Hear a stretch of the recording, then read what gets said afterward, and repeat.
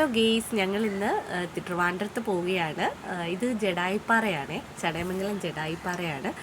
ഞങ്ങൾ രാവിലെ ഇറങ്ങിയതാണ്. കണ്ണിൻ്റെ ചെക്കപ്പിനായിട്ട് ട്രിവാൻഡ്രം ഹോസ്പിറ്റലിൽ കാണിക്കാനായിട്ട് പോവുകയായിരുന്നു. അപ്പോൾ ഇങ്ങനെ അപ്പുറമുള്ള കാഴ്ചകളെല്ലാം ഇങ്ങനെ കണ്ടു പോവുകയാണ്. സത്യം പറഞ്ഞാൽ ചടയമംഗലം എത്തിയപ്പോഴാണ് നേരം വെളുത്തത്. ഇതൊക്കെ ചെടിക്കടകളാണ്. നോക്കി എന്ത് രസമുണ്ട് കാണാൻ. അപ്പുറമൊക്കെ നല്ല രസമുണ്ട്. 2 ചെടിക്കടകളായിട്ട് അപ്പുറവും ഉണ്ട്. നല്ല ഭംഗിയുണ്ട്. രാവിലെ ഇങ്ങനെ വെളുപ്പിന്, ഇപ്പം നേരം ഞങ്ങൾ വെളുപ്പിനെ ഇറങ്ങിയോണ്ട് നല്ല ഇരുട്ടായിരുന്നേ. ഇപ്പോൾ നേരം വെളുത്ത് വരാൻ ഇച്ചിരി താമസമാണല്ലോ. അപ്പോൾ വെളുത്ത് വന്നതിന് ശേഷം ഇപ്പോൾ ചടയമംഗലമൊക്കെ എത്തിയപ്പോഴാണ് കറക്റ്റ് ഒന്ന് നേരം വെളുത്ത് വന്നത്. അങ്ങനെ ഇങ്ങനെ പൊയ്ക്കൊണ്ടിരിക്കുകയാണ്. മിക്ക ഡ്രൈവ് ചെയ്തുകൊണ്ടിരിക്കുകയാണ്. പിന്നെ പെട്രോൾ പമ്പിൽ ഞങ്ങൾ കയറി, പെട്രോൾ അടിക്കാനായിട്ട് കയറി. പെട്രോൾ അടിച്ചു. അപ്പോൾ വണ്ടിയിൽ ഇങ്ങനെ എല്ലാവരുമൊക്കെ ഉണ്ട്. അങ്ങനെ ഞങ്ങളെല്ലാവരും കൂടെ പോകാൻ തീരുമാനിച്ചു. അങ്ങനെ വീണ്ടും അവിടെ നിന്ന് യാത്ര തുടങ്ങി. അപ്പോൾ സൂര്യനൊക്കെ നോക്കി നല്ലതായിട്ട് ഇങ്ങനെ ഉദിച്ച് വരുന്നത് കാണാം കേട്ടോ. ഇങ്ങനെ വന്നുകൊണ്ടിരിക്കുന്ന സമയം ഇപ്പോൾ ട്രിവാൻഡ്രം തോട്ട് ഇങ്ങനെ കയറി, ബ്രിഡ്ജിലോട്ടൊക്കെ കയറി ഇങ്ങനെ പൊയ്ക്കൊണ്ടിരിക്കുകയാണ്.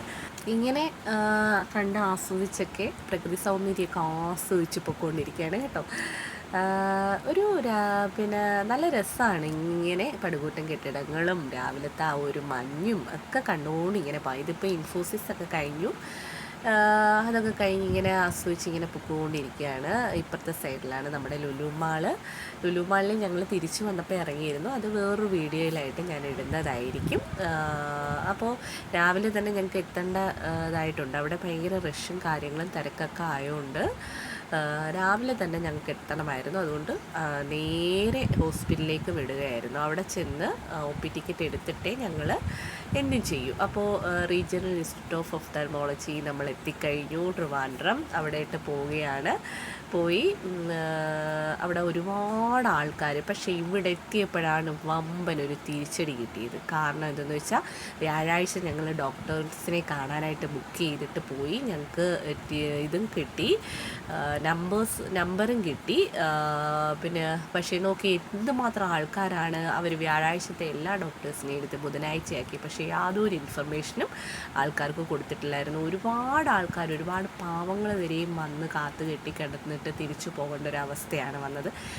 ഇപ്പോൾ ഓൺലൈനായിട്ട് ഡോക്ടേഴ്സിനെ ബുക്ക് ചെയ്യുമ്പോൾ വ്യാഴാഴ്ച കാണുന്ന ഡോക്ടേഴ്സിനെ ബുധനാഴ്ചത്തേക്ക് അവർ മാറ്റി ഷിഫ്റ്റ് ചെയ്തു. പക്ഷേ നമ്മൾ ഓൺലൈനിൽ ബുക്ക് ചെയ്യുമ്പോൾ വ്യാഴാഴ്ച തന്നെയാണ് ആ ഡോക്ടേഴ്സ് ഉള്ളതെന്നാണ് കാണിക്കുന്നത്. അങ്ങനെയാണ് പ്രശ്നം വന്നത്. ഒരുപാട് പാവങ്ങൾ വലയുകയായിരുന്നു.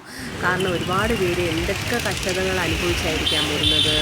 അപ്പോൾ ഇങ്ങനെയുള്ളവർക്കെതിരെ പ്രതികരിക്കുക തന്നെ ചെയ്യണം. 1 മാസമായി ഈ ഷിഫ്റ്റ് നടത്തിയിട്ട്, എന്നിട്ട് പോലും യാതൊരു മാറ്റവും വന്നിട്ടില്ലെന്നാണ് അറിയാൻ സാധിച്ചത്. കഴിഞ്ഞ മാസം 9-ാം തീയതിയാണ് ഷിഫ്റ്റ് ആക്കിയത്. എന്നിട്ട് പോലും നമുക്ക് പോലും ഇൻഫർമേഷൻ കിട്ടിയിട്ടില്ലായിരുന്നു.